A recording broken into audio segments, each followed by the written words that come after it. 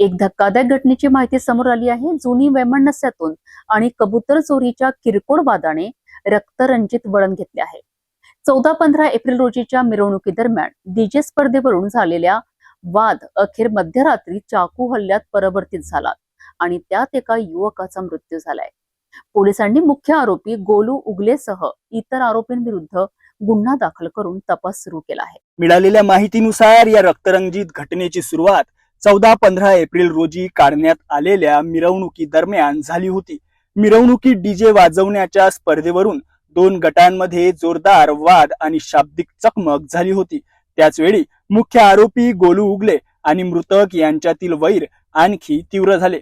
वादाचे दुसरे कारण कबूतर चोरीचे होते। आरोपी गोलू उगले याच्याकडे सुमारे 35 ते 40 पाळीव कबूतर होते। ही कबूतर चोरीला गेल्याचा संशय त्याने मृतकावर व्यक्त केला होता। मात्र या वादानंतरही दोन्ही पक्षांकडून पोलीस ठाण्यात कोणतीही तक्रार दाखल करण्यात आली नव्हती। घटनेच्या रात्री मृतकाने आरोपी गोलू उगले याला फोन करून त्याचे ठिकाण विचारले।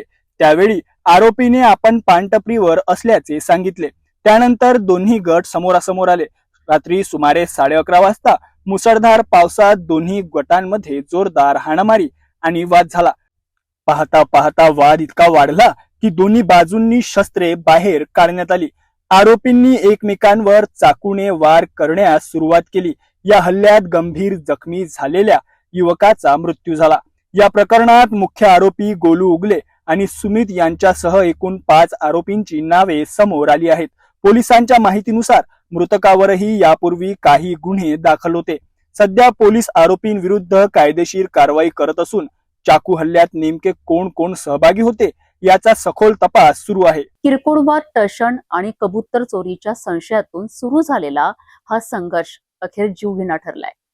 पोलीस आता फरार आरोपींचा शोध घेण्याकरिता विविध ठिकाणी छापेमारी करत आहे।